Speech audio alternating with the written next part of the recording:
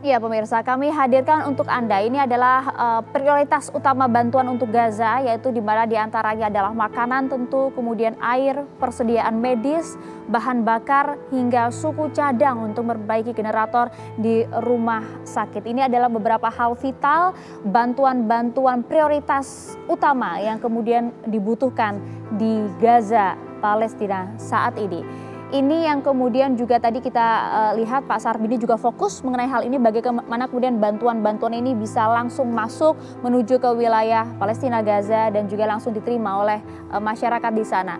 Terlebih lagi kalau kita lihat hambatan logistik termasuk dari kerusakan jalan, senjata yang kemudian tidak meledak hingga kurangnya bahan bakar serta komunikasi, ini yang menjadi hambatan dalam menyalurkan bantuan kemanusiaan di wilayah Gaza. Belum lagi tadi kalau kita lihat pintu-pintu masuk bantuan menuju ke wilayah Gaza itu yang terhambat. Tadi itu juga yang disampaikan langsung oleh Pak Sarbini dari Mercy kepada Wakil Menteri Luar Negeri kita. Kami hadirkan juga pemirsa, ini yang kemudian disampaikan oleh perwakilan Badan Kesehatan PBB di wilayah Palestina, bahwa perkiraan biaya membangun kembali sektor kesehatan saja ya, sektor kesehatan di wilayah Gaza ini bahkan mencapai 10 miliar US dollar untuk 5 hingga 7 tahun saja. Kita bisa bayangkan bagaimana besarnya kerusakan yang terjadi di wilayah Gaza, terlebih lagi dalam sektor kesehatan. Mumpung ada Pak Wamen di sini begitu ya Pak Wamen, fokus kita tentu adalah bagaimana kemudian bantuan ini dalam fase pertama lah ya, gencatan senjata, bagaimana bantuan-bantuan yang sangat dibutuhkan oleh warga Gaza ini bisa sampai kepada mereka. Terlebih lagi tadi fokus Mercy, bagaimana pintu-pintu masuk menuju ke wilayah Gaza ini kemudian bisa paling tidak dikomunikasikan agar akses bantuan ini bisa segera diterima. Paling tidak peran konkret dari pemerintah kita akan seperti apa Pak Wamen?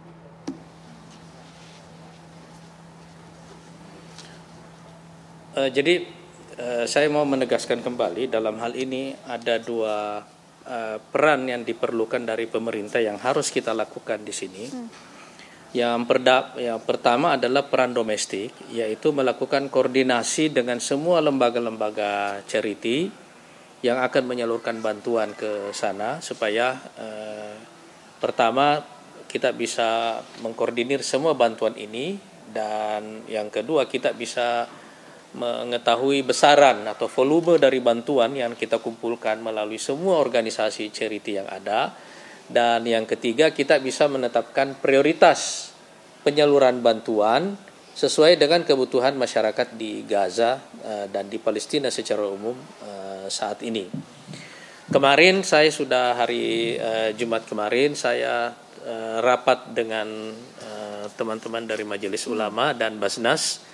Dan insya Allah pekan depan, Senin dan Rabu ini saya mulai akan rapat dengan teman-teman Ormas atau NGO yang lainnya termasuk dengan Mercy insya Allah untuk mulai mengkoordinir penyaluran bantuan ini secara bersama-sama dengan seperti yang saya katakan tadi, 3 aspek yang kita pertimbangkan tadi itu.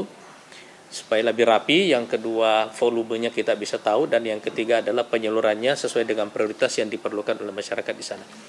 Nah, peran yang kedua adalah memperkuat jalur politik dan diplomatik untuk penyaluran bantuan ini, baik melalui Mesir khususnya yang akan sampai ke Gaza, dan juga sebagian bantuan juga ada di Amman ya, ada di Jordan. Dan insya Allah Presiden dalam waktu dekat ini juga akan ada kunjungan kembali ke Timur Tengah, dan salah satu diantaranya adalah ke Jordan insya Allah.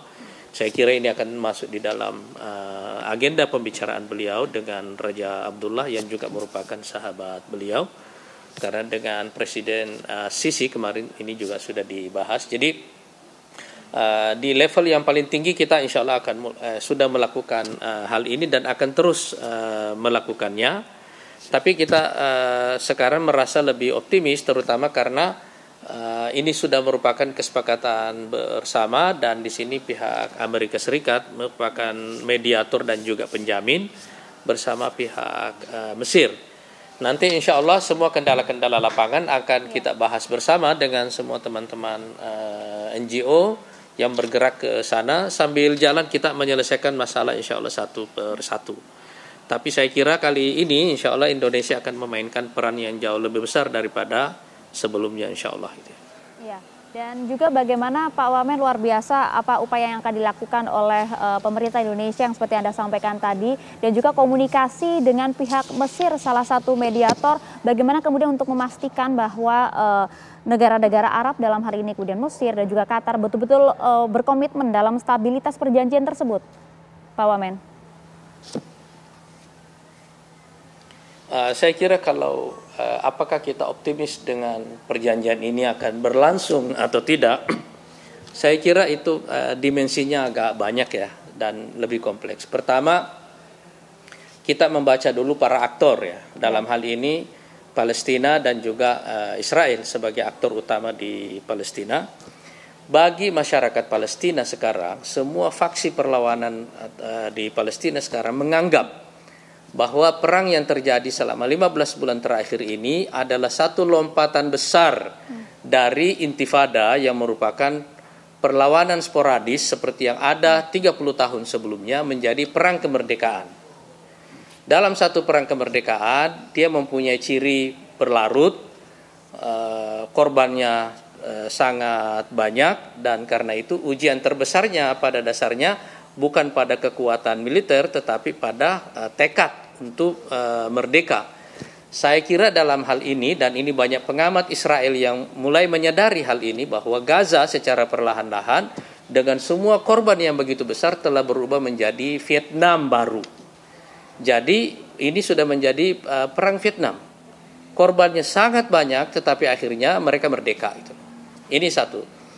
Tapi bagi Israel sekarang ini, terutama dengan hadirnya sekutu kanan keras yang ada bersama Netanyahu, misalnya Ben Gvir dan Smotrich misalnya, saya kira mereka punya perdebatan yang sangat esensial sekali tentang proposal Israel Raya. Apakah ini masih mungkin dilakukan? Bagi mereka kanan keras ini adalah momentum yang paling bagus untuk mengeksekusi rencana itu.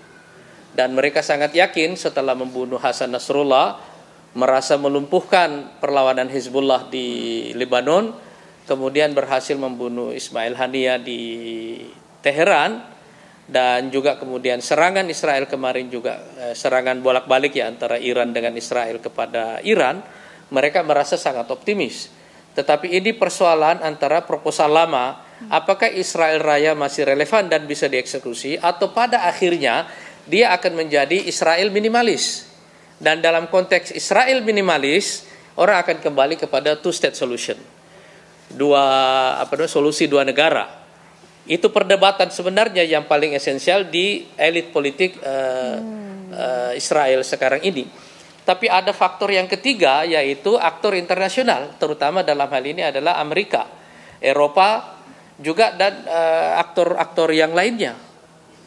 Apakah Israel masih bisa mendapatkan dukungan yang lebih besar untuk melanjutkan perangnya di Palestina dengan tekanan publik yang begitu besar dan hilangnya asas moral bagi berdirinya Israel setelah genosida yang berlangsung 15 bulan ini? Kalau kita melihat, korban pertama dari genosida yang terjadi di Israel sekarang ini itu adalah kalahnya Partai Demokrat di Amerika Serikat.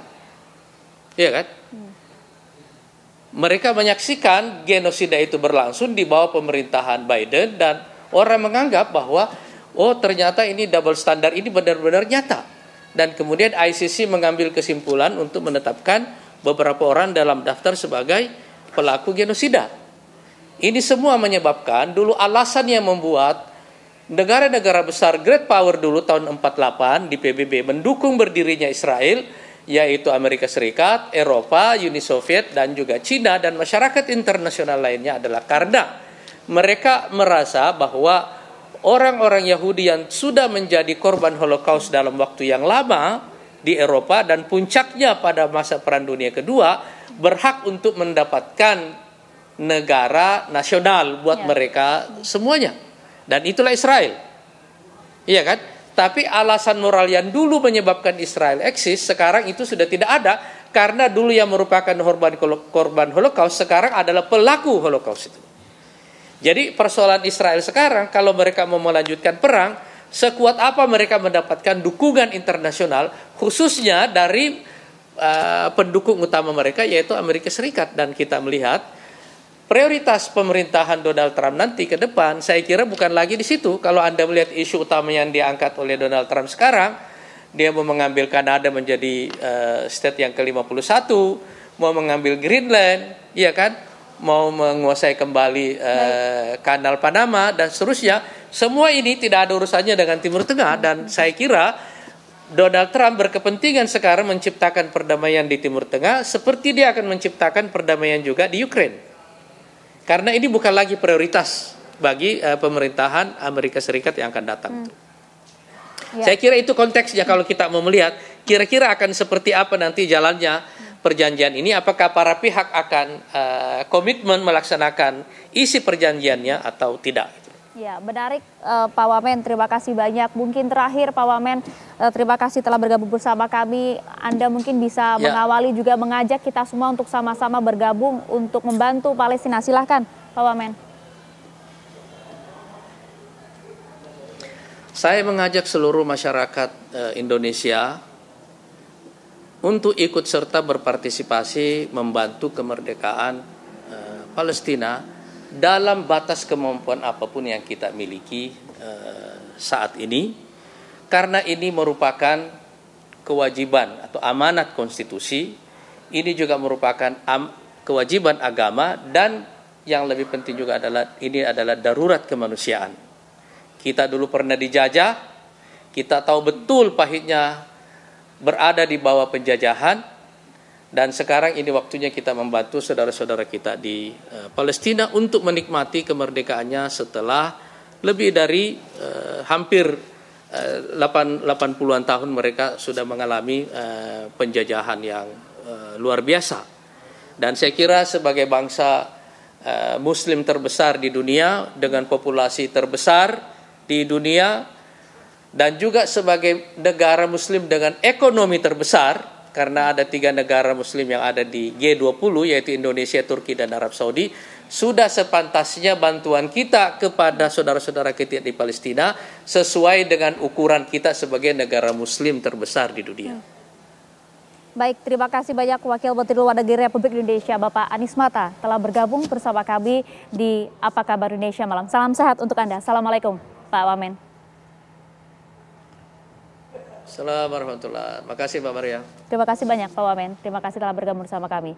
Kami akan jeda sesaat pemirsa. Kami akan lanjutkan kembali usai jeda sesaat lagi di Apa Kabar Indonesia Malam.